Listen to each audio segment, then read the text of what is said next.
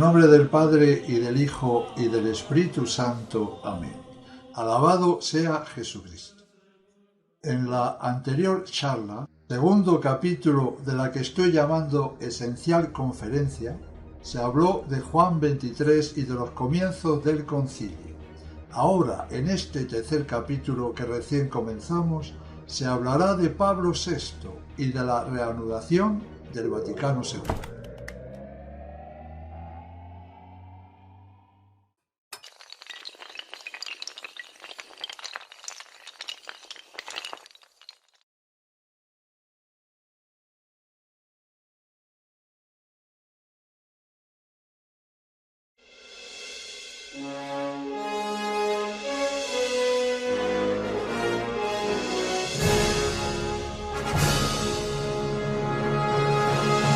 Damas, caballeros y niños, bienvenidos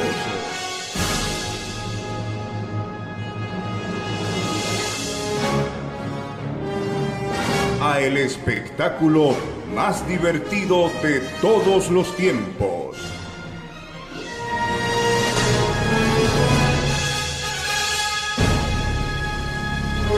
Prepárense a disfrutar de nuestra función. Bienvenidos al Circo del Terror, Montini, apostasía garantizada.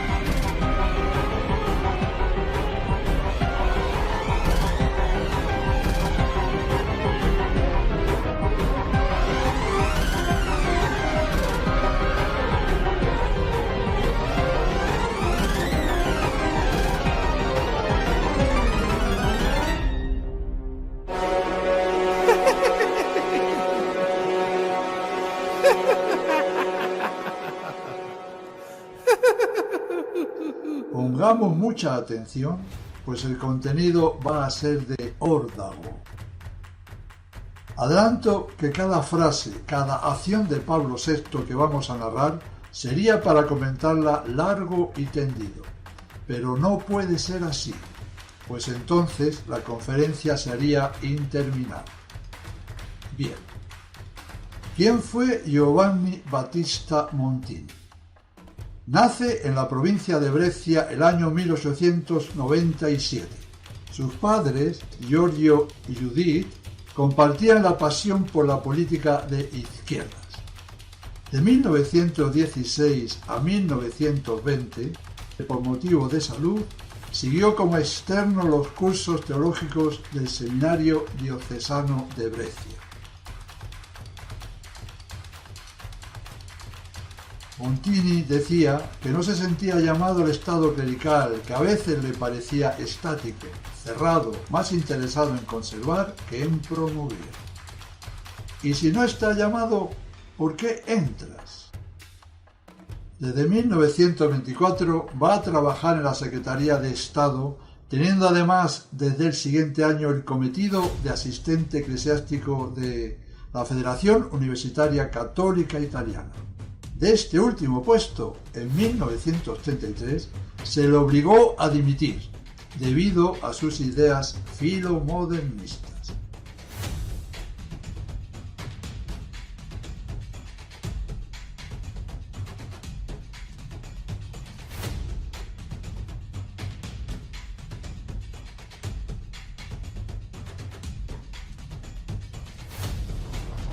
pero el joven Montini logró reciclarse y llegaría a desempeñar bajo el pontificado de Pío XII nada más y nada menos que el cargo de sustituto en la Secretaría de Estado.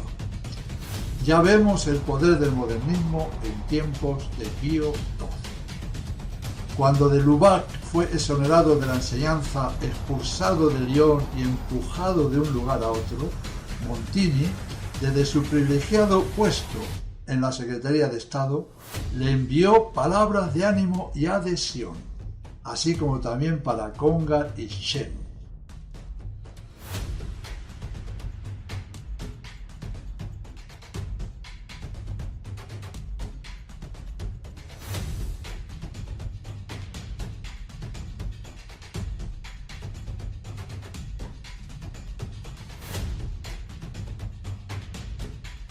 Mientras que Pío XII, con Humani Generis, condenaba radicalmente y sin posibilidad de apelación el modernismo, Montini traicionaba de nuevo su confianza y minaba su magisterio, presentando las herejías de los neoteólogos como respetables en sí mismas y procurando hacer creer que esa era la interpretación auténtica de la Humani Generis y que había de propagarse por voluntad expresa del Santo Padre. De esta manera, mintiendo a placer, también tranquilizó a su amigo el filósofo modernista Jean Guiton.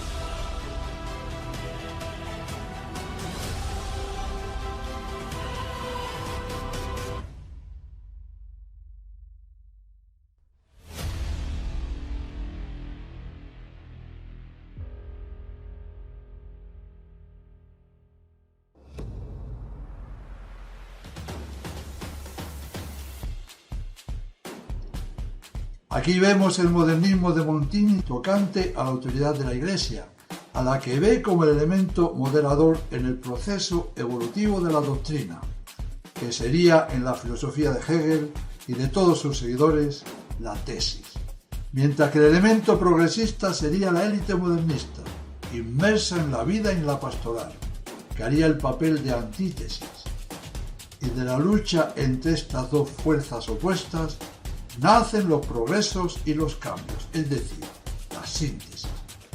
Tesis, antítesis y síntesis. Hegel en estado puro. Evolución indefinida hacia el punto omega tayloriano. Montini era un perfecto hegeliano. Cuando fue condenado de Lubac, dijo sobre él que no había que preocuparse, que el padre de Lubac rendiría eminentes servicios a la Iglesia, ya que conocemos su doctrina, su influencia, sus méritos. Fantástico, pues claro que conocemos y bien su doctrina y sus méritos, su doctrina progresista y herética, y sus méritos el haber sido bien condenado por la Santa Madre Iglesia.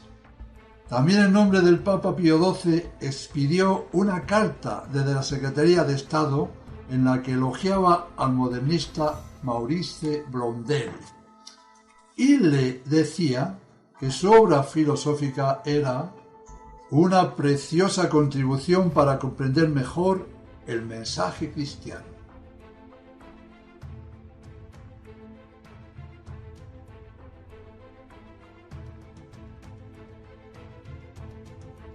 Tranquilos todos, esto aún es casi nada. Acabamos de empezar. Prosigamos. Montini iba forjando alevosía sobre alevosía contra el Papa reinante, pero la traición más grande fue que había establecido contactos nada menos que con el genocida Stalin a espaldas del Papa. En 1954, por un informe secreto del arzobispo de Riga, prisionero de los soviéticos, Pío XII fue informado de que en su nombre había habido contactos con los comunistas rusos por parte de una elevada personalidad de la Secretaría de Estado. De la cuidadosa investigación, el Vaticano logró hacerse con una colección de cartas atribuidas a Montini. Esas cartas ponían en conocimiento de la KGB, Policía Secreta Soviética, los nombres y movimientos de los obispos y sacerdotes, en su mayoría jesuitas, enviados por Pío XII, que en aquellos años de horrible persecución religiosa, clandestinamente ejercían su ministerio en los países comunistas oprimidos por la terrible persecución religiosa. Estos heroicos obispos y sacerdotes, por esas denuncias, eran, para los que no sabían nada de la traición, eran inexplicable y sistemáticamente arrestados y después asesinados o condenados a morir en los campos de trabajo soviéticos. Esto es mucho más espinoso de lo que parece. Es un hecho de gravedad extrema, tal vez única, sin duda un acto de asesinos. Esto es mortal de necesidad. Y Montini tenía que haber sido arrojado de la iglesia, sin ningún miramiento, y además haberlo encerrado en una prisión. Después de estas revelaciones, la amargura de Pío XII fue tan honda que se resintió su salud. Tuvo un colapso y cayó en cama por muchos días. Lo ocurrido no era para menos. De ahí en adelante dirigió él solo la marcha de los asuntos exteriores de la Iglesia. Ante lo acontecido, Pío XII dispuso la inmediata expulsión de Montini del oficio que le había equiparado a secretario de Estado, alejándole de Roma en 1954. Pero en vez de castigar tanta felonía, le nombra arzobispo de Milán. Pío XII se negó a hacerle cardenal, estaría bueno encima, y nunca le recibió en audiencia. No obstante, como arzobispo de Milán y a despecho de la clara advertencia del Papa, Montini seguía desobedeciendo impertérrito y seguía apoyando a todos los teólogos y filósofos progresistas. Es lógico, si en vez de castigarle le promocionan, es normal que él se creciera aún más en su maldad. Bueno, tenemos que decir de nuevo, misterio de iniquidad. En los años transcurridos en Milán, el arzobispo Montini tiene como sus más estrechos colaboradores a Monseñor Giovanni Benelli y a Monseñor Pasquale Macchi, y como experto en finanzas, al tiburón, entre comillas, Michel Sindona, notoriamente ligado a la mafia. Estos tres personajes tenían una cosa en común: su pertenencia a la masonería. Además, reunió a su alrededor una camarilla de compañeros de camino de mentalidad liberal, anarquistas, comunistas, socialistas, mafiosos y miembros de la comunidad artística y literaria de vanguardia. Así como la virtud atrae hombres de virtud, así el vicio atrae hombres viciosos. Saúl David Alinsky, hebreo no creyente y experto en la táctica revolucionaria para organizar las masas para el poder, era amigo personal de Maritain y fue huésped durante 2 semanas del arzobispo de Milán, Monseñor Montini. El futuro Pablo VI acogió en su palacio episcopal con la mayor amistad a un perfecto revolucionario. Monseñor Gila Vicenzo Remigni, obispo de Novara, entró en conflicto con Monseñor Montini por la injustificable supresión del buen periódico católico Il Popolo de Italia. A sus protestas, Montini le respondió con una carta de tal contenido que al leerla, Monseñor Remigni tuvo un ataque cardíaco fatal. Este hecho tan espantoso se produjo a principios de enero de 1963, 6 meses antes de la elección de Montini al solio pontificio. ¿Y qué diremos de lo anterior? Bueno, Monseñor Roncalli, cuando era patriarca de Venecia en 1956 en Pompeya, estaba reunido con los demás obispos de Italia. Montini en aquel entonces era arzobispo de Milán. Y cuando se van a sentar a la mesa, Roncalli le quiere dejar el primer lugar a Montini y este le dice: «No, por favor, usted es el patriarca».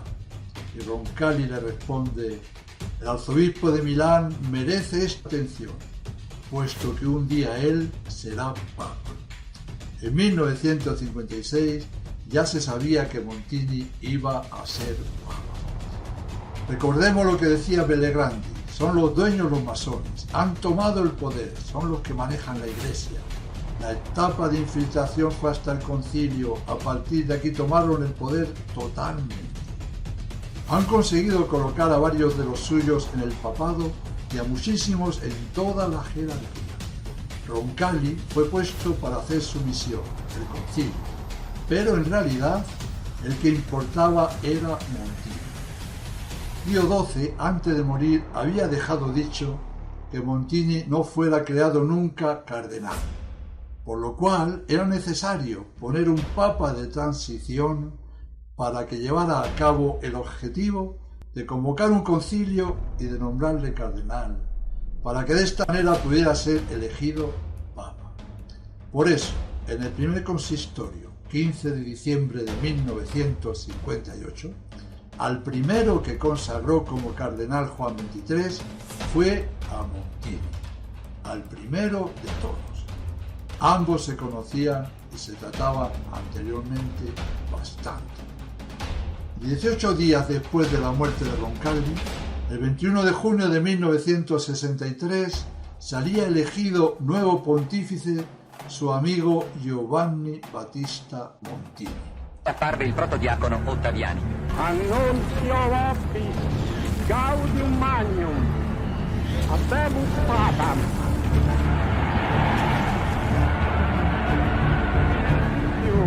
Et reverentissimum Dominum Johannem Baptistam.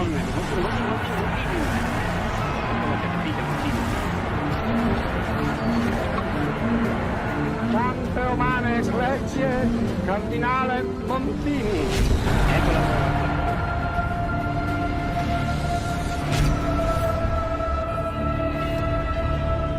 Eligiendo el nombre de Pablo VI. Comenzamos a ver un poco quién era este hombre. Atención a lo que a partir de ahora se va a decir. Pablo VI era partidario a ultranza de toda novedad y de todo modernismo. Admiraba a Teilhard de Chardin, a de Lubac y a todos los torcidos personajes que la Iglesia había condenado. Hizo que de Lubac fuera invitado a hablar sobre Teilhard en la clausura del Congreso Internacional Tomista de septiembre de 1963 en la gran sala de la Cancillería. Pablo VI abrió las puertas del concilio a cantidad de nuevos teólogos modernistas.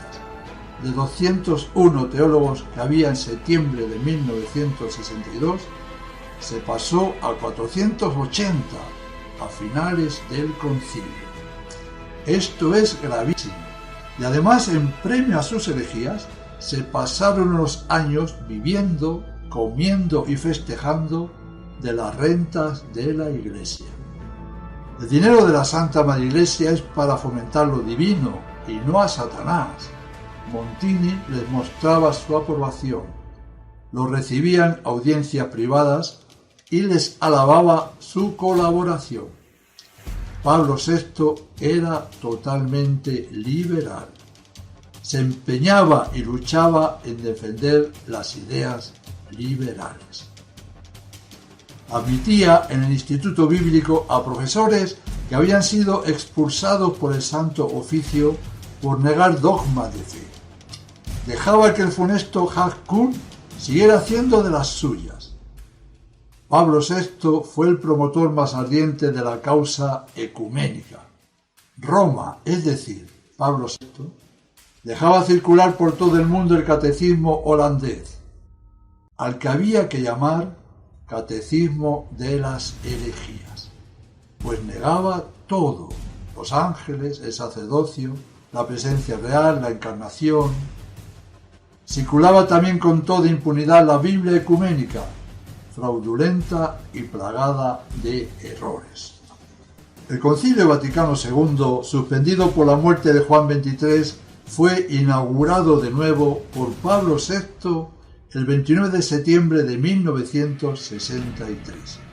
En la sesión conciliar del 30 de octubre, el prefecto de Santo Oficio Ottaviani protestaba contra las modificaciones radicales que querían hacer en la Santa Misa. Y se le cumplieron los 10 minutos de su tiempo y él, sin percatarse de ello, siguió hablando.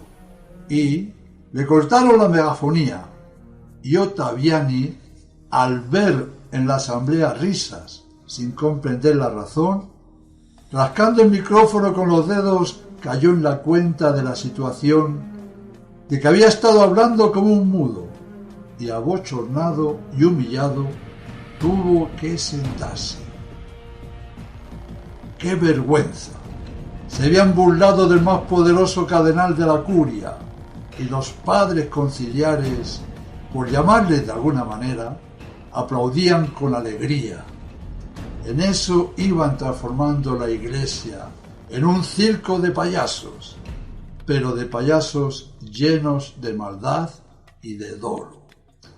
También es verdad que los obispos y cardenales que no eran modernistas tuvieron mucha culpa en lo ocurrido en el concilio, pues viendo que todo era una herejía, tenían que haber dado un gran golpe en la mesa y haber abandonado el horrible conciliábulo. Pero consintieron, y con el paso de los años se hicieron modernistas. ¡Qué nada somos el ser humano! ¿Qué misión tuvo el Concilio Vaticano II? El concilio tuvo la misión de pasar a la Iglesia Católica, de plasmar en documentos oficiales de la Iglesia toda la escoria, toda la herejía y apostasía de la doctrina modernista, que ya había sido condenada por nuestro Señor Jesucristo y después, a lo largo de 2000 años, también condenada y anatematizada por el magisterio, por la jerarquía y por toda la Iglesia fiel. Todo eso que era espurio y condenado, el concilio lo va a proponer como la única y verdadera doctrina de la Iglesia Católica. Era un timo, un fraudulento timo, pero pobre de aquel que se deje timar. Para no dejarse engañar, Dios nos ha dejado la tradición de la Iglesia y a cada uno de los seres humanos nos ha otorgado el don de la inteligencia, del sentido común. El que utiliza bien el entendimiento y tiene buena voluntad sabe que tanto la revelación como la doctrina perenne de la Iglesia, es decir, la tradición, no pueden cambiar ni una tilde, y solamente con aplicar la frase dicha por San Pablo, solamente con eso, todo el innoble edificio del Vaticano II cae como un castillo de naipes. La frase inspirada por Dios está en Gálatas 1:8-9. Aunque nosotros mismos o un ángel del cielo os predicase un evangelio distinto del que os hemos predicado, sea anatema. Os lo he dicho antes y ahora de nuevo os lo digo. Si alguno os predica otro evangelio distinto del que habéis recibido, sea anatema. Por eso, el que sabiendo esto siga haciendo caso al conciliábulo, tiene culpa, y mucha culpa. Culpa interesada, pues le conviene seguir viviendo bien y sin problemas. Además, en el concilio no es San Pablo y un ángel el que está diciendo una doctrina extraña, sino los siguientes personajes, todos ellos repletos de herejía, todos repletos de soberbia, pues la herejía nace de la soberbia. Repito, no es San Pablo, un ángel del cielo, quienes han hecho el Vaticano II, sino Hegel, Heidegger, Blondel, Teilhard, Henry de Lubac, von Balthasar, Yves Congan, Chenu, Karl Rahner, Schillebeck, Hakum y demás ralea, como por ejemplo Achille Lienard, Joseph Ratzinger, Karol Wojtyla, Frank Koenig, Leo Xenens, Giacomo Lercaro, Helder Cámara, Raúl Silva y el mexicano Sergio Méndez Arceo, el obispo rojo de Cuernavaca, y cientos más del mismo estilo que los recién nombrados. Como vemos, la selección de personajes de esa condición que se reunieron en la sala conciliar fue súper extraordinaria.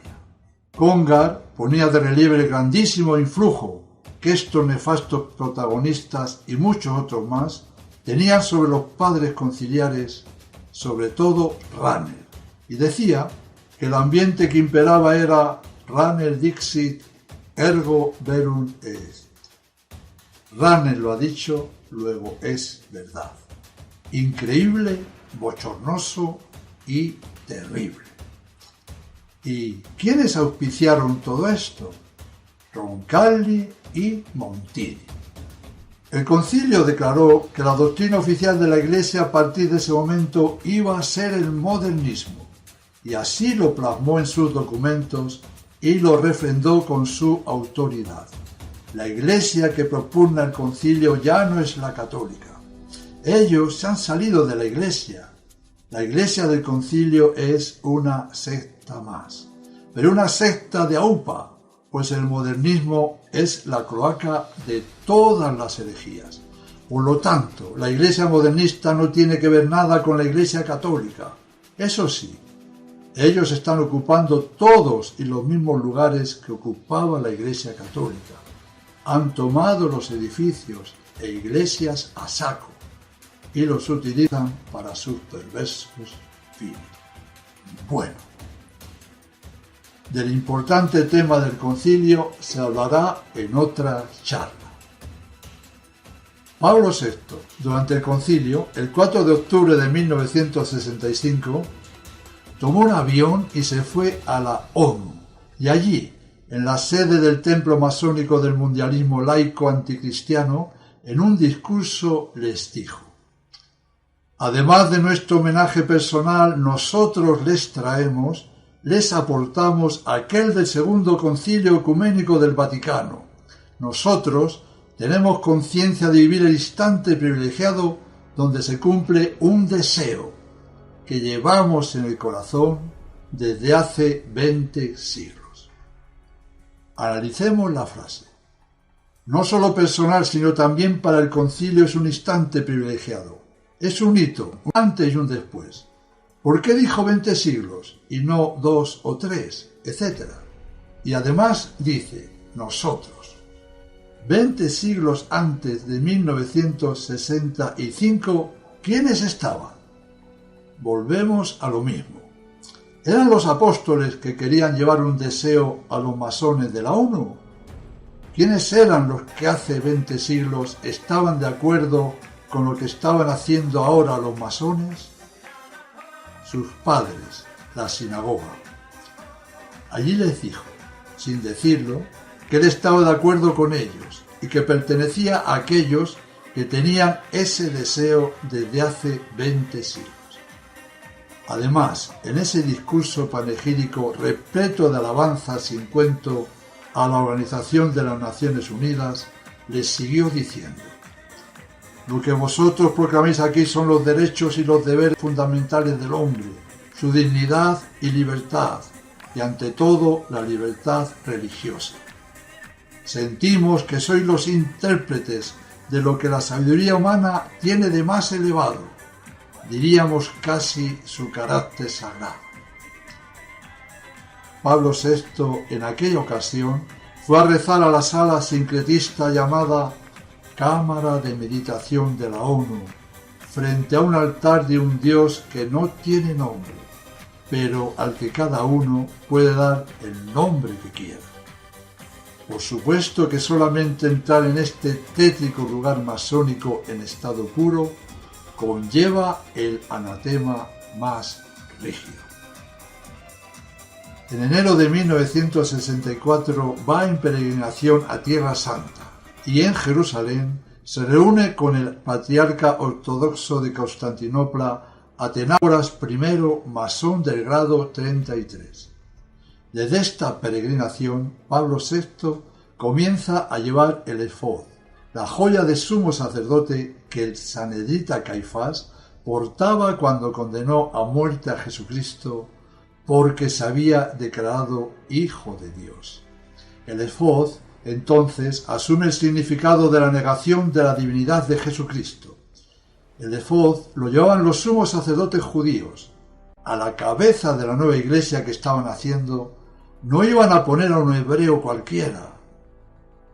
Además, el 7 de agosto de 1965 abrazó a la gente de la KGB, Atenágoras, y el 14 de diciembre de 1976, en el levantamiento de la excomunión que León IX, en 1054, había lanzado contra los cismáticos orientales, Montini dijo: realizamos el solemne y el sagrado acto eclesial de levantar los antiguos anatemas, un acto con el que deseamos eliminar esos eventos para siempre de la memoria y el corazón de la Iglesia.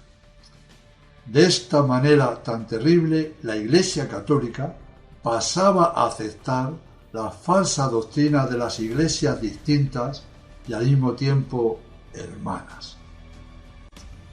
Nombremos ahora algunas, solamente algunas, de las maléficas obras de Pablo VI. Este sombrío hombre acabó con los últimos estados católicos que aún quedaban en el mundo.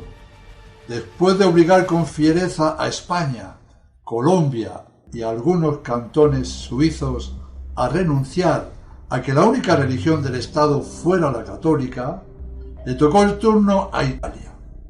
Pablo VI, en 1976, preparó el tratado para derogar el artículo en el que Italia reconocía a la religión católica como única religión del Estado. Lo que pedía Montini era que se reconociese a la Iglesia Católica como una forma de expresión religiosa importante en la historia de Italia, y nada más. Todo esto es sencillamente espantoso. No hace falta escribir un tratado para explicar por qué Pablo VI no apreciaba nada al generalísimo Franco. Sencillamente, Franco era católico y Montini era hereje y marxista. En 1964 lanza su primera encíclica, Ecclesiam Suam, en la que dice: la Iglesia se hace diálogo y este diálogo debe caracterizar nuestro trabajo católico. Se acabó la evangelización. En vez de convertir, dialogar. Por ejemplo, te cambio un dogma por un cacahuete. Muy bien. Pablo VI fue el profeta y la cabeza de la inaudita reforma, entre comillas, de la Iglesia. Con la citada encíclica Ecclesiam Suam, hacía la paz con todos los enemigos y perseguidores de la Iglesia, abriendo su diálogo y silenciando el imperativo de Cristo de enseñar a todas las gentes. De esta forma, daba concesiones a todas las religiones e ideologías del mundo, las que a partir de ahí se hicieron de inmediato colaboradoras con Pablo VI en su autodemolición de la Iglesia para sustituirla por la religión masónica del hombre. El diálogo lo utilizó en todo su pontificado no para predicar el Evangelio, sino para el desarrollo integral del hombre. San Pablo escribió que se debe proponer la verdad y no dialogarla. Pablo VI fue también subversivo. La dialéctica de su encíclica, toda ella de sabor marxista, Populorum Progressio, de marzo de 1967, ha excitado los resentimientos de todos los pueblos del tercer mundo, proponiendo su desarrollo como el primer objetivo esencial de sus esfuerzos. Sobre todo en Bogotá, en Manila, en Australia, Pablo VI puso a los pobres contra los ricos, aunque recomendándoles la solución del Evangelio, el amor. Pero ese reino del amor es una utopía irrealizable en un mundo sin Dios. Populorum Progressio nos quiso decir que la Iglesia no debe centrar sus energías en evangelizar, en ganar almas para Cristo, para llevarlas a la vida eterna, sino que todos sus esfuerzos han de aplicarse a la acción social para promover el humanismo integral. Lo suyo fue un cristianismo disociado de la cruz, es decir, un Cristo considerado como un libertador, no del pecado, sino del sufrimiento. Quería un evangelio puesto al servicio de la justicia social marxista y confundido con la Carta de los Derechos del Hombre. De esta manera, daba el primado no a lo sobrenatural, sino a lo natural, a lo social, a lo temporal. El primado del reino de Dios y de la vida eterna lo sustituyó por el primado del mundo. Ocupó todo su pontificado predicando sus derechos del hombre, que sustituían a los derechos eternos de Jesucristo, y así identificaba la evangelización con la defensa de los derechos del hombre. Además, Pablo VI convocó a los pueblos contra el mundo libre en nombre de la justicia, como hizo en Uganda en julio de 1969. En ese país mostró respeto y afecto a Obote, primer ministro, ladrón y sanguinario. También desde el centro del África, al igual que desde Rodesia, Mozambique, etc., lanzó un mensaje de liberación que fue un claro llamamiento a la insurrección general del África. Montini, entonces, fue un verdadero agente provocador que lo hizo un gran cooperador de la barbarie.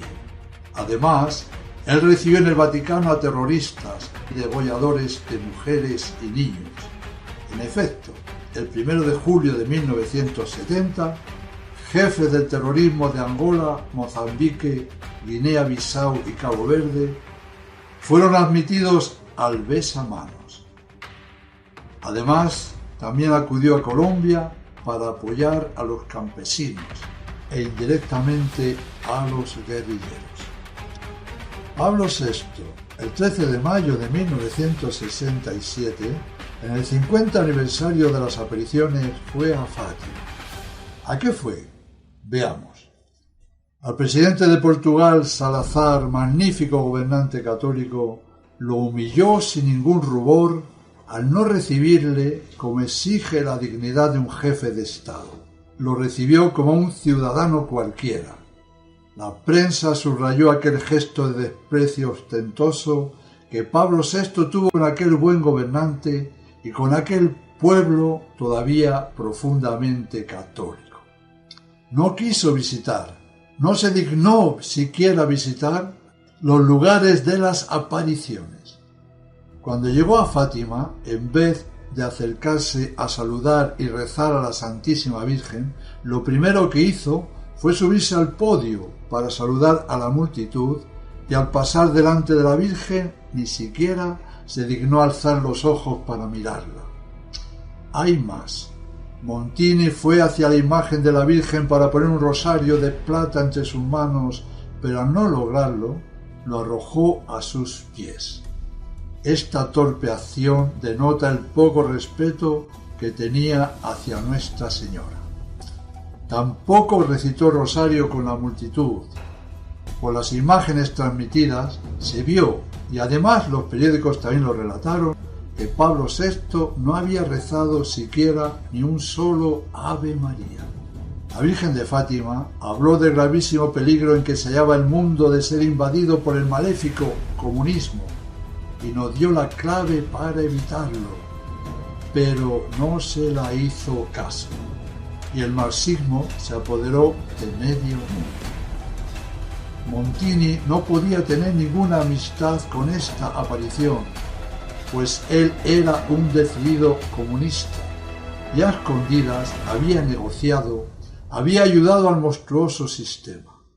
En realidad, Pablo VI no intervino nunca para condenar las campañas en favor del comunismo y de la exaltación del racismo negro, y gracias a él y su aparente neutralismo, a su aparente pacifismo, fueron siempre vencedoras la subversión, la violencia, la agresión. Su apertura al diálogo, a la reconciliación, a la cooperación con el comunismo, le hizo olvidar a los cristianos perseguidos. Fue un alevoso crimen contra la Iglesia del Silencio y sus innumerables mártires que se dejaron masacrar por testimoniar y defender a Jesucristo. La apertura al este de Pablo VI fue un verdadero matadero para la fe y para millones y millones de seres humanos. Esa apertura, llamada Ostpolitik, se convirtió en la más grande traición de todos los tiempos, porque Montini se servirá de la Iglesia para fines subversivos hasta para hacer de Cristo un revolucionario social. El Vaticano II no condenó el comunismo por explícita voluntad de Pablo VI. Es más, mostraba gran simpatía por la Iglesia Católica Cismática de China, que había sido condenada por Pío XII en 1956. La política del diálogo, yo diría de la cooperación de Pablo VI con el poder criminal comunista, en este caso de Hungría, tenía como obstáculo la presencia del cardenal József Viszentyi, primado de aquel país, refugiado en la Embajada de Estados Unidos de Budapest. Después de diversas ofertas rechazadas por el primado para que se fuese a Occidente, Pablo VI y Casaroli, para doblegarlo, recurrieron al presidente Nixon para que lo obligase a dejar la embajada americana de Budapest. Y así ocurrió. Fue expulsado de la embajada yanqui y el 28 de septiembre de 1971 Viszentyi llegaba a Roma. Este cardenal, sobre quien arremetieron los sin Dios con los hierros atroces de la tortura, debió sufrir la sutil violencia moral de Pablo VI, que para contentar a las autoridades comunistas húngaras lo destituyó forzosamente de su cargo de primado de Hungría en el exilio y le impidió publicar sus memorias. He aquí una frase terrible del insigne cardenal que, siendo mártir sin llegar a morir, dijo: Pablo VI ha entregado países cristianos enteros en manos del comunismo, pero la verdadera Iglesia es todavía la nuestra, obligada a las catacumbas. Como estamos viendo, la Iglesia del Silencio molestaba. Lo siguiente es también aterrador. El grito airado del cardenal Lippi frente a un sínodo asombrado fue para manifestar su indignación a los traidores que habían hecho la paz con los perseguidores, silenciando a los católicos que el comunismo soviético continuaba deportando, persiguiendo y martirizando. El cardenal József Lippi, primado de Ucrania, después de pasar decenas de años de cárcel y de trabajos forzados, confiaba a sus amigos: en todo momento está fija en mi mente la odisea pasada en el infierno soviético y mi condena a muerte. Pero en Roma, dentro de los muros del Vaticano, he pasado momentos peores. Ante el sínodo aterrorizado y consternado, el cardenal afirmó: sobre 54 millones de ucranianos 10 millones están muertos a consecuencia de las persecuciones. El régimen soviético ha suprimido todas las diócesis. Hay una montaña de cadáveres y no hay nadie, ni siquiera en la iglesia, que defienda su memoria. Hemos vuelto a la época de las catacumbas. Miles y miles de fieles de la iglesia de Ucrania son deportados a Siberia y hasta el Círculo Polar. Pero el Vaticano ignora esta tragedia. Tal vez los mártires se han convertido en testigos molestos. ¿Seremos nosotros una bola con una cadena en el pie para la Iglesia? Pablo VI después tuvo como en presidio en el Vaticano al cardenal Lippi, que sin embargo tuvo ocasión de desahogarse con el padre Luigi Villa, quien con audacia le pudo hacer una grata visita en su, digamos, prisión vaticana. Es más que deplorable. Los católicos perseguidos por el comunismo fueron asimismo perseguidos por la Iglesia del Vaticano II. Todo lo recién narrado es tan indignante, tan monstruoso, tan desagradable, que deja el alma, el corazón gravemente consternado. Pero prosigamos. Cito los encuentros de Pablo VI con personajes manchados con muchísima sangre inocente. En 1967, con el presidente de la URSS, Postborny, con el presidente comunista de Yugoslavia, Mariscal Tito. El 26 de mayo de 1973 lo hizo con el tirano rumano Ceausescu. El 9 de junio de 1977 recibió al líder comunista húngaro Kádár, que fue el perseguidor del cardenal Mindszenty. Cito además sus largas reuniones secretas con Monseñor Nicodemo, arzobispo de Leningrado y agente secreto de alto nivel. También se llegó a descubrir que el secretario del Partido Comunista Italiano, Berlinguer, era el agente diplomático secreto de Pablo VI ante el gobierno comunista de Hanoi. Ni tampoco debemos olvidar el llamamiento de Pablo VI a la China y su alegría por el anuncio de la Revolución Cultural. También se llevaron a cabo infinidad de contactos entre Casaroli y el gobierno soviético que sirvieron a la causa comunista. El filomarxismo de Pablo VI llevó a la victoria del comunismo en Italia.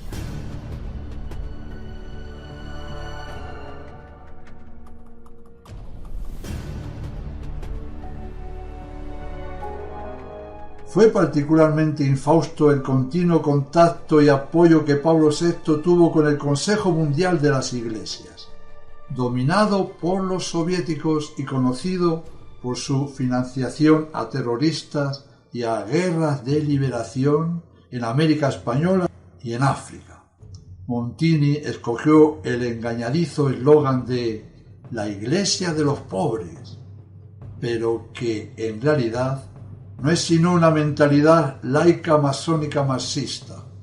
Además, Pablo VI hizo nuevos sus apartamentos y mandó construir jardines colgantes sobre el techo del Palacio Vaticano con enorme gasto y grave riesgo para el edificio.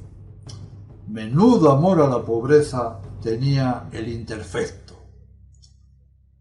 Y en 1965 suprime el Santo Oficio, pasándose a llamar Congregación para la Doctrina de la Fe y modificando todos sus reglamentos. Se acabaron las condenaciones. Cada uno es libre de pensar y decir lo que le venga en gana. Asimismo, en 1966 abolió el índice de libros prohibidos que impedía la lectura de libros dañosos para la fe. Después abolió también 2 artículos del Código de Derecho Canónico, el Canon 1399 sobre la prohibición de los libros y el Canon 2318 sobre la censura eclesiástica. En 1966 establece la renuncia de los obispos al gobierno de las diócesis al cumplir 75 años de edad. En 1970 arbitrariamente prohibió que los cardenales que hubieran cumplido 80 años participaran en los cónclaves, por si quedase todavía alguno tradicional entre los más ancianos. En 1967 estableció que pueden ser ordenados de diáconos hombres de edad madura, tanto célibes como casados. Fue un gesto que preludiaba la ordenación sacerdotal también para los unidos en matrimonio. En 1969, con la instrucción Fidei Custos, autorizaba a los laicos y laicas a distribuir la Santa Comunión. Con la instrucción Memoriale Domini, autorizaba a las conferencias episcopales a conceder la distribución de la comunión también en la mano. Fue otro gesto sacrílego. Pablo VI favoreció también el control de la natalidad.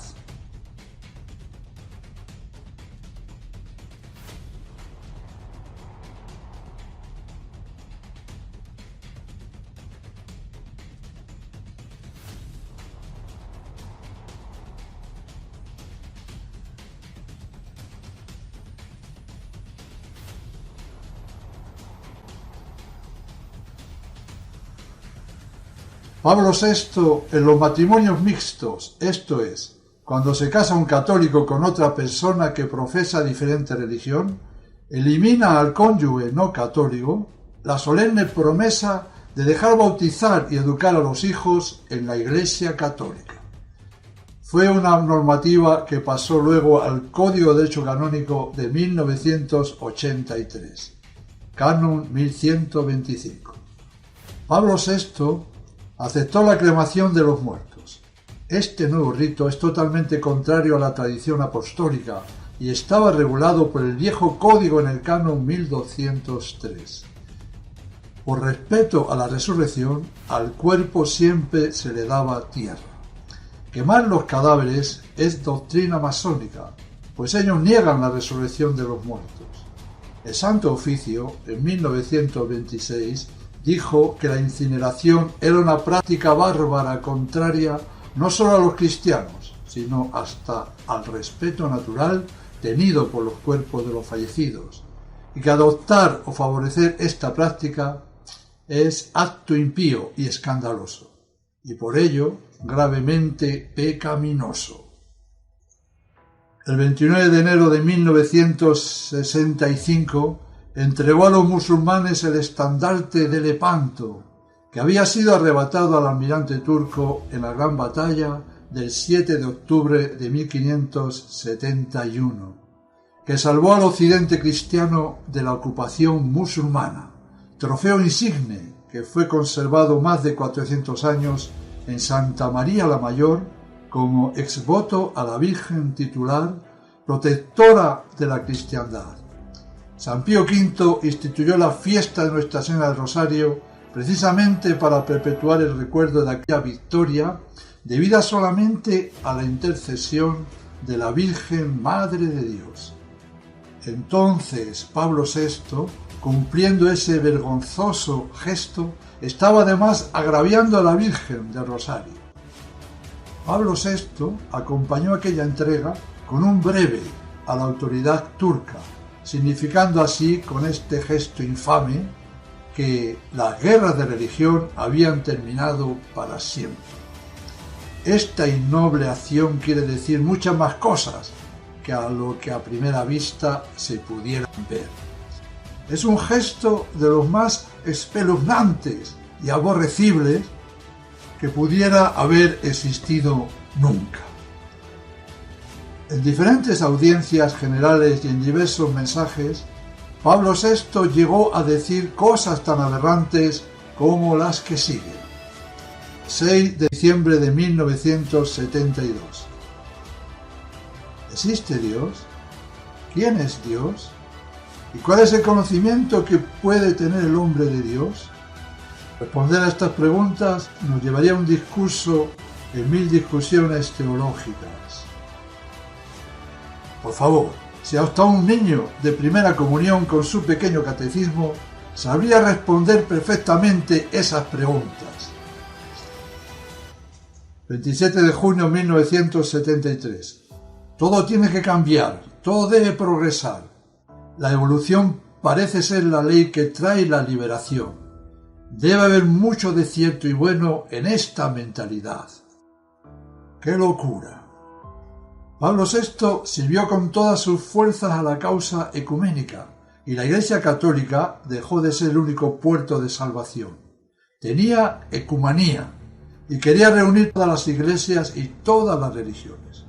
En la audiencia del 2 de julio de 1969, osó decir: es necesario cambiar también la religión porque el mundo cambia.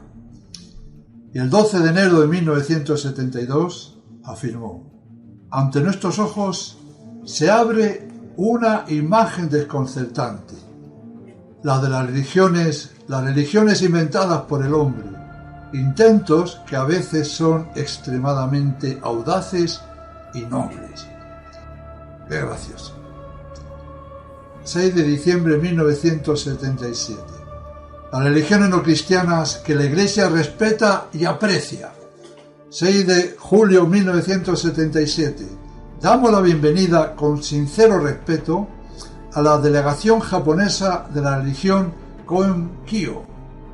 22 de agosto de 1969. Pablo VI elogió al hindú Gandhi y afirmó que él estaba siempre consciente de la presencia de Dios. 30 de septiembre de 1973. En el discurso al Dalai Lama dijo: nos complace dar la bienvenida a su santidad el día de hoy. Vos venís de Asia, cuna de antiguas religiones y tradiciones humanas que son debidamente conservadas con profunda veneración. 3 de marzo 76. Dirigiéndose a los paganos sacerdotes sintoístas, les llegó a decir: conocemos la fama de vuestro templo y la sabiduría que está representado tan vivamente por las imágenes que contiene. Las imágenes que contiene son demonios.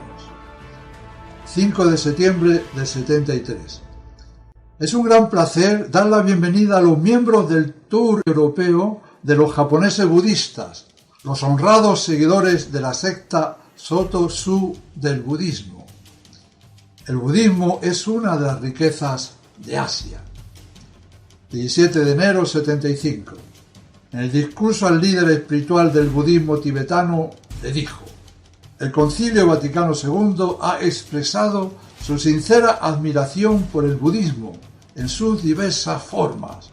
Les deseamos a su santidad y a todos los fieles una abundante paz y prosperidad.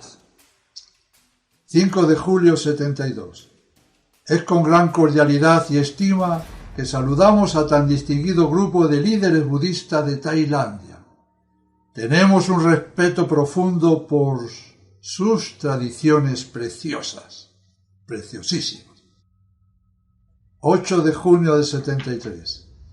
En el discurso al patriarca budista de Laos, dijo del budismo que la Iglesia Católica considera sus riquezas espirituales con estima y respeto y desea colaborar con vosotros como hombres religiosos por el logro de la verdadera paz y salvación del hombre. 9 de septiembre de 72. También queremos que sepan que la Iglesia reconoce la riqueza de la fe islámica, una fe que nos une en el único Dios. Mentira. 18 de septiembre de 69. Los musulmanes adoran junto con nosotros al Dios único y misericordioso. 4 de junio 76. Los marroquíes musulmanes, nuestros hermanos en la fe en el Dios único. And we swear to Allah, the one who disgraced you by our hands, you will not have safety, even in your dreams, until you embrace Islam. Todo esto es terrible. 9 de septiembre de 69. Ella, la Iglesia, también ha afirmado durante su larga historia la libertad para todas las personas de profesar su propia religión. Como hemos dicho, el concilio exigió una verdadera y pública libertad religiosa. 25 de julio 75. La Santa Sede se alegra de ver enfatizado específicamente el derecho a la libertad religiosa. La Santa Sede se alegra de que Cristo sea quitado de en medio. 24 de enero de 1972. Damos la bienvenida entre nosotros a un eminente representante de la venerable Iglesia Ortodoxa. Con motivo de la elección del nuevo patriarca cismático de Constantinopla, en junio de 1972, Pablo VI le mandó un telegrama. En el momento que asumís una pesada carga en el servicio de la Iglesia de Cristo. 30 de noviembre del 77. Os saludamos con alegría, amados hermanos, que representáis aquí a su santidad, el patriarca Pime, y la Iglesia Ortodoxa rusa. Toda nuestra estima y amor fraternal a su santidad, el patriarca Pime. Su santidad, tanto como la suya. 10 de mayo del 73. Pablo VI, obispo de Roma y papa de la Iglesia Católica, y Senauda III, papa de Alejandría y patriarca de la sede de Marcos, en nombre de la caridad, rechazamos toda forma de proselitismo. Que cese donde pueda existir. Esto es increíble. En 1966 recibe la visita del, entre comillas, arzobispo, porque el arzobispo no tiene nada, porque es un laico, de Canterbury, jefe de la comunidad anglicana, Michel Ramsey, laico, masón, hereje y cismático, a quien cedió el anillo papal y junto con Pablo VI impartió su bendición a los fieles, cardenales y obispos incluidos. Pablo VI envió al cardenal Willebrand como su legado a la Asamblea Luterana de Evian para contribuir al elogio de Lutero.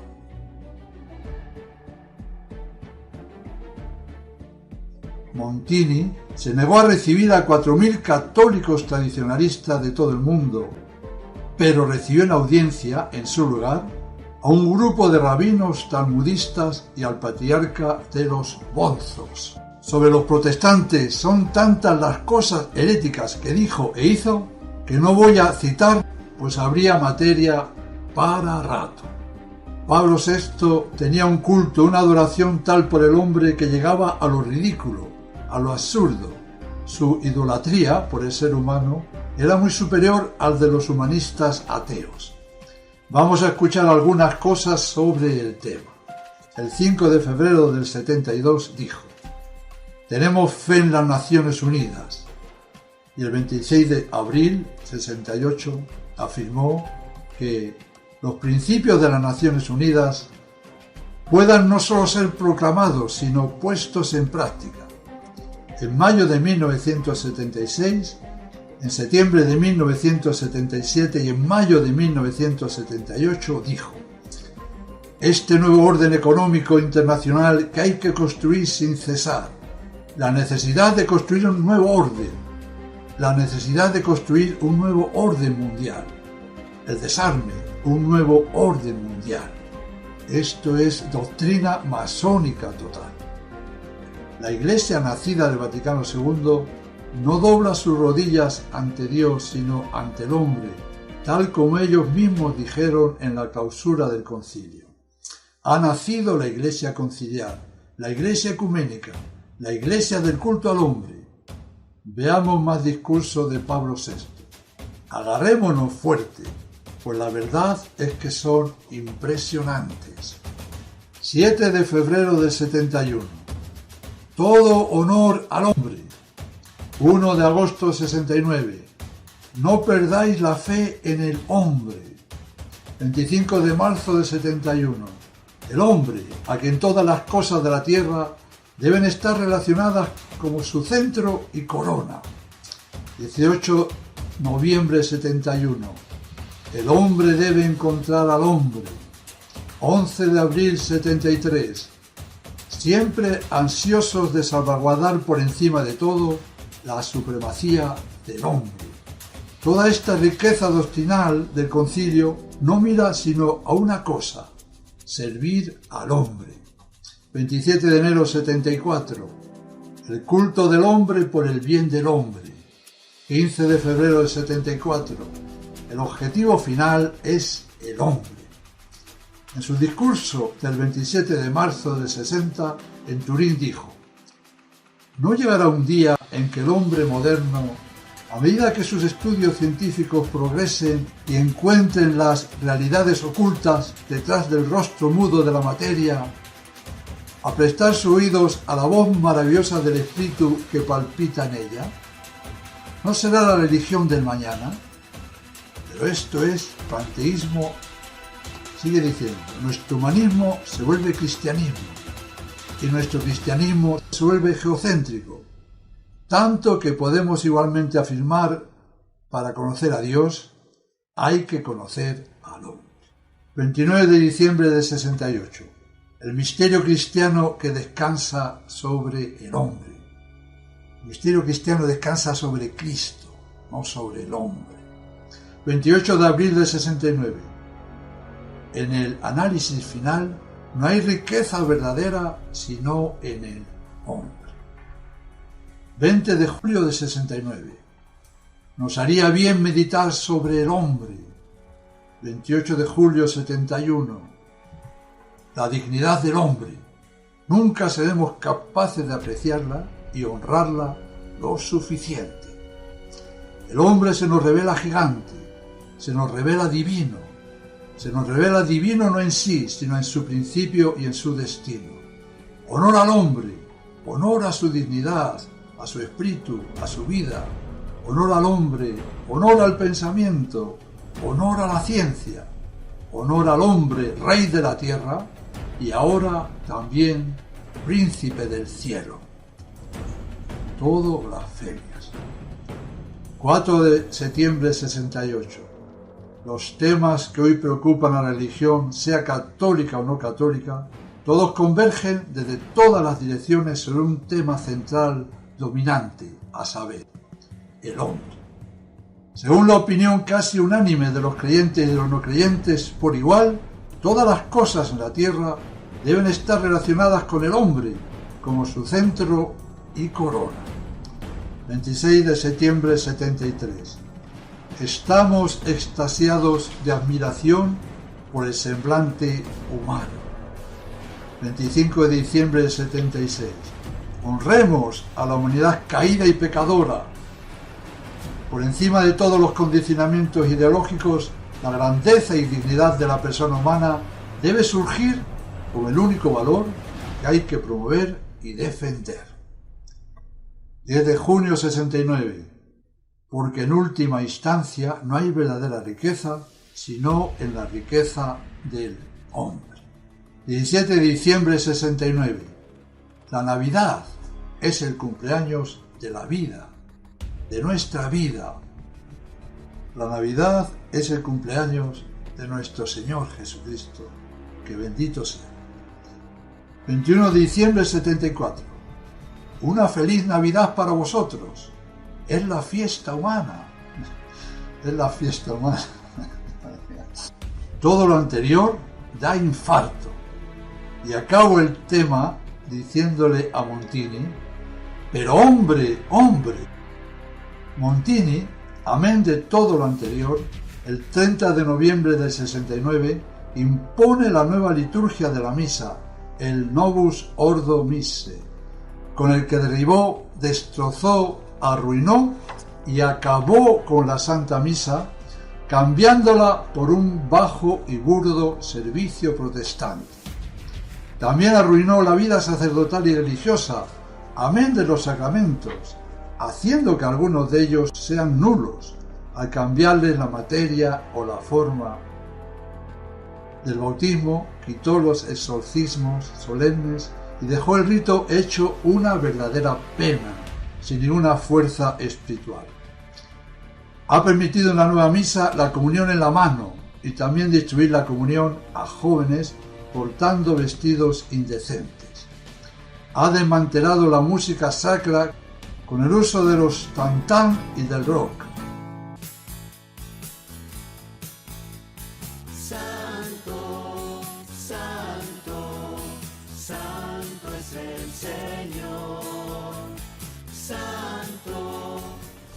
Ha hecho girar los altares hacia el pueblo, convirtiéndolos en mesas para la cena protestante. Sobre la misa nueva y sobre los sacramentos se hablará en otras charlas. Pablo VI, su primer juramento antimodernista, pero él sí que lo tuvo que hacer. Y al empezar su nefasto pontificado juró: no disminuir o cambiar nada de cuanto hallare conservado por mis predecesores, gratos a Dios. Cumplió bien el juramento, pues ha literalmente cambiado todo, creando una nueva iglesia que es la nueva iglesia masónica liberal de Pablo VI. Asimismo, eliminó 40 santos del calendario litúrgico oficial de la iglesia.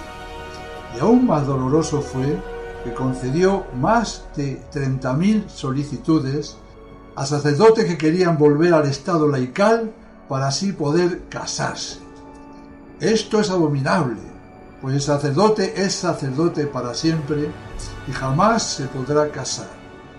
Nadie tiene poder para conceder esta dispensa diabólica, y tampoco para dispensar de los votos solemnes a miles de religiosas profesas para que se pudieran casar, a veces con los mismos sacerdotes secularizados. Pablo VI demolió al extremo la vida religiosa y clerical. Con sus ayornamientos, para adaptarse al mundo, ha vaciado los seminarios y los noviciados religiosos.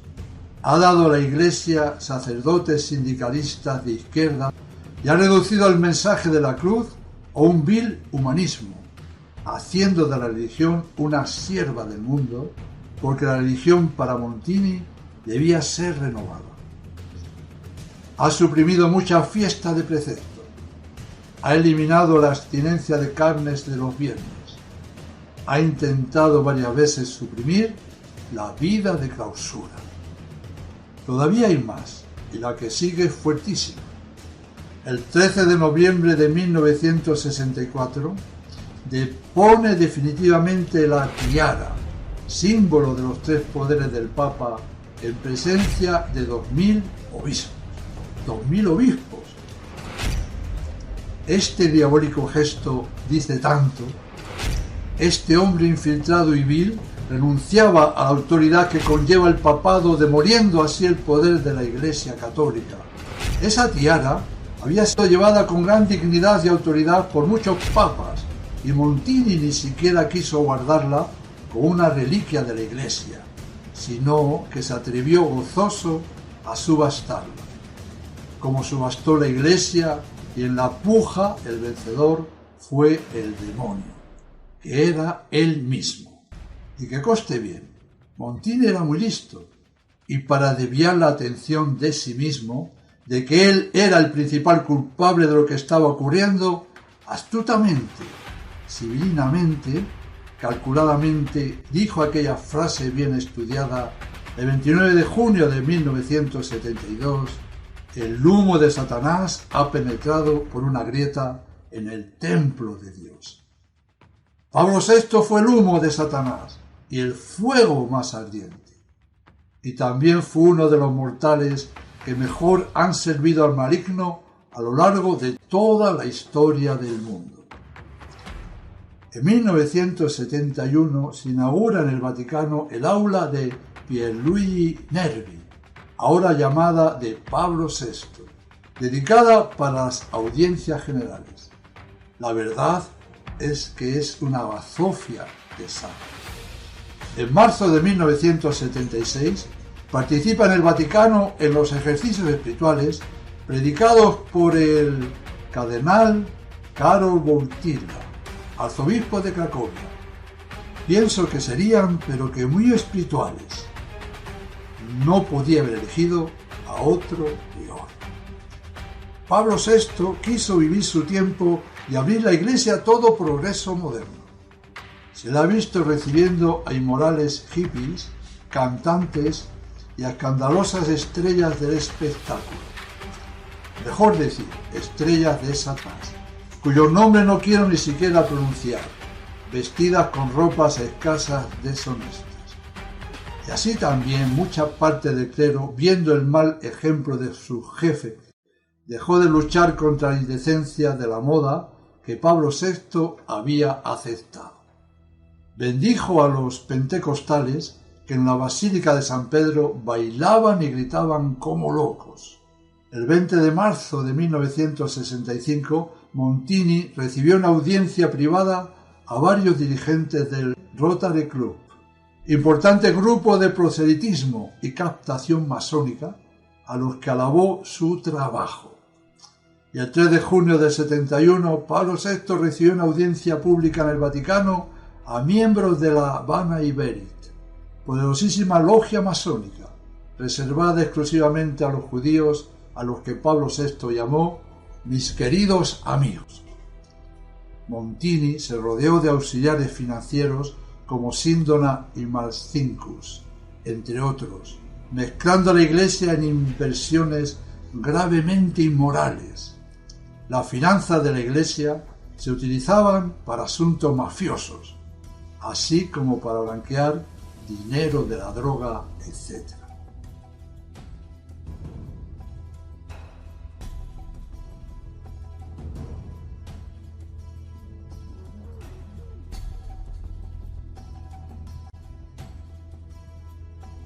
Montini, a la muerte de su madre acaecida en 1943, en el cementerio de Perolavecchia, Brescia, le hizo erigir una tumba sobre la cual hizo esculpir un conjunto de símbolos masónicos. Hay que resaltar también el nombramiento constante de obispos liberales y progresistas en todo el mundo. Esto fue un plan ponderado y perseverante. ¿Qué más se puede pedir? Hizo una obra perfecta, una labor extraordinaria a favor del príncipe de las tinieblas que poco a poco se iba convirtiendo también en el príncipe de lo que había sido la Iglesia Católica, que de emanar luz, pureza y verdad había pasado al dominio de Lucifer, emanando pestilencia, oscuridad, pecado, maldad, mentira, error y blasfemia. Bueno, Pablo VI muere el 6 de agosto de 1978. Estuvo 15 años de antipapa. Y siguiendo sus deseos y mandatos, el féretro no llevó ni el más mínimo símbolo cristiano, ni cruz, ni nada. Y además, su cadáver se colocó en el suelo según las exequias judías. Esta novedad fue copiada en otros casos notables, como fue con el prelado del Opus Dei, Álvaro del Portillo. Después de su muerte, el gran maestre del Oriente italiano y presidente de la esotérica Iglesia gnóstica, Giordano Gamberini, escribió en loa de Montini: para nosotros es la muerte de quien hizo caer la condena de Clemente XII y de sus sucesores. Es decir, es la primera vez en la historia de la masonería moderna que muere el jefe de la mayor religión occidental, no en estado de hostilidad con los masones. Por primera vez en la historia, los masones pueden rendir homenaje al túmulo de un papa sin ambigüedades ni contradicciones. El gran comendador del Supremo Consejo de la Masonería Mexicana, Carlos Vázquez Rangel, reveló que Ángel Roncalli fue iniciado en la masonería en París. En efecto, fue en París cuando los no iniciados Angelo Roncalli y Giovanni Montini fueron iniciados el mismo día en los augustos misterios de la fraternidad. Por lo tanto, no es extraño que muchas cosas que se hicieron en el Concilio Vaticano II por Juan XXIII y por Pablo VI estuviesen basadas en los principios y postulados masónicos. El gran maestre Lino Salvini, el 18 de marzo de 1978, podrá decir: nuestras relaciones con el Vaticano son óptimas.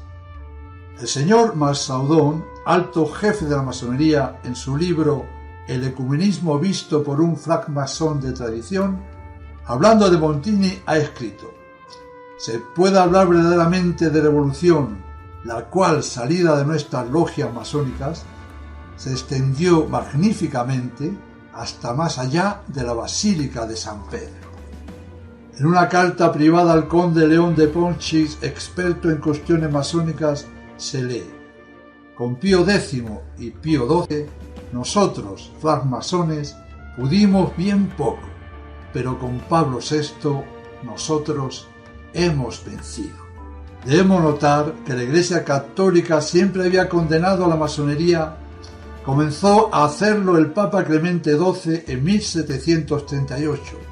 Después de él, todos los pontífices renovaron las condenas, las sanciones y las amonestaciones. Monseñor Lefebvre dijo en 1976 sobre el pontificado de Montini lo siguiente: ¿cómo un sucesor de Pedro ha podido en tan poco tiempo causar más males a la Iglesia que la revolución de 1789? La más radical, rápida y generalizada en su historia, algo que ningún heresiarca jamás ha logrado. ¿Tenemos realmente un papa o un intruso en la sede de Pedro? Si en 1976 Marcel Lefebvre decía esto, hoy, ¿qué habría dicho? Así fue. Juan XXIII y Pablo VI, engañando y abusando de su autoridad, aceptaron e impusieron a los fieles el liberalismo, el laicismo de Estado y el modernismo. Todas las murallas, todas las defensas del mundo católico habían sido derribadas. Lo poquito que podía haber quedado sano, poco a poco se iría desmoronando, como podemos comprobar a día de hoy, que no queda ya nada. Juan XXIII comenzó la obra y Pablo VI la finalizó. Ya todo es fácil, simplemente será dejarse llevar por lo realizado por estos dos personajes y por el concilio por ellos llevado a cabo. El mal ya está hecho. A partir de ahora irá creciendo y creciendo cada vez más. Es incomprensible que prácticamente nadie se opuso a este mal. Todos callaron, todos dejaron hacer y prácticamente todos acabaron modernistas. Fue el 30 de junio de 1963. Hoy podemos decir que Pablo VI no tomó en ninguna cuenta su juramento ante Dios, por el que se obligaba a no disminuir o cambiar nada de cuanto encontró conservado por sus antecesores. El pontificado de Pablo VI demuestra que tal juramento fue un horrendo perjurio. He aquí algunas partes del texto del juramento. Yo prometo no disminuir o cambiar nada de cuanto encontré conservado por mis muy probos antecesores. Si pretendiese actuar de manera diferente o permitiese que otro lo haga, tú no me serás propicio en aquel día tremendo del divino juicio. Por lo tanto, nos sometemos al riguroso interdicto del anatema, si alguna vez alguien, o nosotros mismos, o algún otro, tiene la presunción de introducir cualquier novedad en oposición a la tradición evangélica o a la integridad de la fe y de la religión, intentando cambiar alguna cosa a la integridad de nuestra fe o consintiendo a quien pretendiese hacerlo con audacia sacrílega. Juramento tremendo. La Iglesia, durante el pontificado de Pablo VI, sufrió una revolución total, integral. Todo fue trastocado. El dogma, la moral, la misa, la liturgia, los sacramentos, la misma disciplina, etc. Por lo tanto, qué escalofriante tuvo que ser para él presentarse ante el tribunal de Dios para dar cuenta de sus 15 años de pontificado, de su juramento. Pablo VI traicionó a Cristo, a la Iglesia, a la historia. Montini, con el Vaticano II, con su vida y discursos, ha fundado una nueva religión.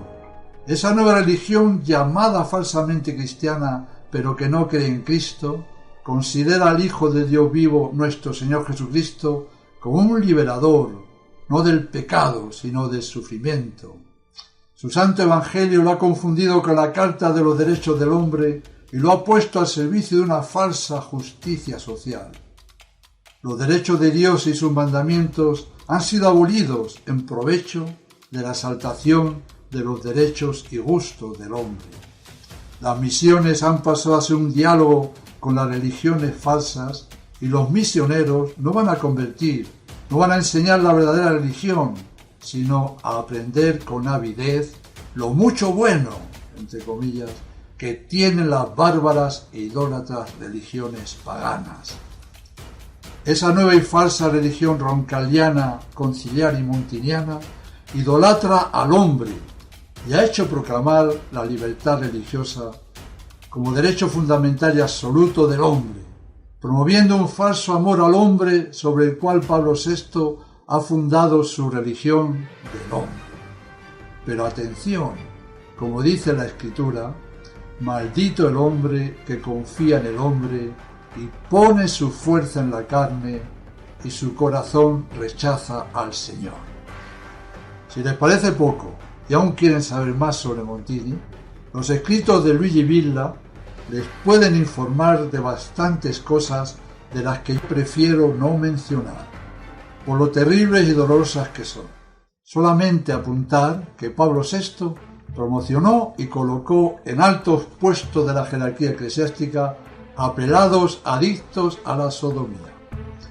Hay muchísimos más temas espinosos sobre Pablo VI, como por ejemplo todo lo relacionado con el Padre Pío, que según cuentan fue terrible la persecución a la que fue sometido por mandato de Montini. Todo lo relacionado con las finanzas y la banca vaticana, asunto convertido en detestable mafia del más alto nivel. Todo lo concerniente a la doble misa negra celebrada el 29 de junio de 1963, 8 días después de la elección de Pablo VI al solio pontificio en Roma y en Charlestown, Carolina del Norte, con la cual fue entronizado Satanás en la Capilla Paulina. Malachi Martin cuenta que al concluir la doble misa negra se leyó: quien quiera que fuese designado y elegido como sucesor del oficio papal, deberá jurar él mismo ser el voluntario instrumento y colaborador de los fundadores de la Casa del Hombre en la Tierra. De este modo se modelará la nueva era del hombre. El 29 de junio de 1963, festividad de los santos apóstoles Pedro y Pablo, nacía la nueva Iglesia Universal del Hombre de inspiración satánica, cuya finalidad era suprimir la Iglesia católica fundada por Cristo.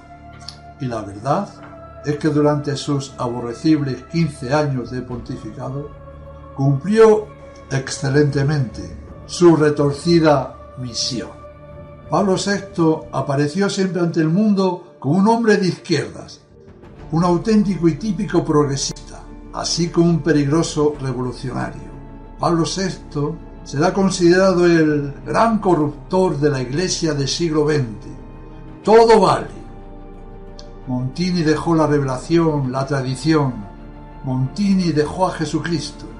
Montini a nuestro Señor Jesucristo le dijo que sobraba. La nueva Iglesia de Pablo VI ha roto con el pasado diciendo: la religión del Dios que se ha hecho hombre se ha encontrado con la religión del hombre que se hace Dios.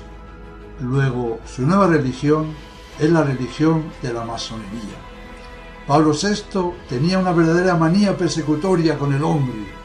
La nueva religión de Montini y de todos los que siguen a la falsa Iglesia conciliar consiste en quitar a Dios, quitar a su Hijo Jesucristo y poner en su lugar al hombre. Y poniendo la rodilla en tierra, adorarle. Vergonzoso y afrentoso por demás es que el hombre haya sustituido al Dios verdadero. Pero qué cinismo tan ignominioso. ¿Es que todos han perdido la razón? Satanás se queda, digamos, corto al lado de estos funestos modernistas. Vayamos ahora al sepulcro de Pablo VI. Vayamos ahora al sepulcro de Teilhard de Chardin. ¿Qué es lo que encontraremos? a lo más un poco de ceniza mezclado con algún trozo de hueso. Ese es el hombre que han entronizado y adoran. Ese es el hombre llegado al punto omega de la historia. El hombre sin Dios es absolutamente nada. El hombre es pura miseria. Pero una miseria que si ama y sirve al Dios verdadero, a nuestro Señor Jesucristo, y sigue la doctrina inmutable de la Iglesia, entonces sí, Dios otorgará a los que se salven en el cielo la inefable gracia de ser dioses por participación. Pero a los que prefieran adorar al hombre, Dios también les proporcionará toda una eternidad en el infierno para que se sigan adorando a sí mismos junto con los demonios. No sigo. La doctrina modernista es más que nauseabunda. Queriendo hacer una síntesis del pontificado de Pablo VI, podremos decir que políticamente era de izquierdas, intelectualmente era un modernista y que religiosamente era un masón. En realidad, la fe con él fue destruida por el ecumenismo. La evangelización fue sustituida por el diálogo y el reino de Dios fue reemplazado por el reino del hombre. ¿Qué más podemos pedir?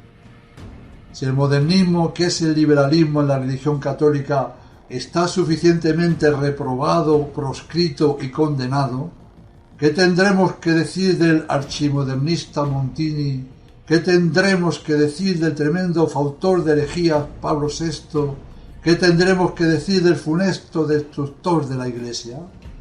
Honestamente, no podemos decir otra cosa que Pablo VI, con toda su vida y doctrina, está solemnemente reprobado, proscrito y condenado, así como todos los que sigan su aborrecible doctrina.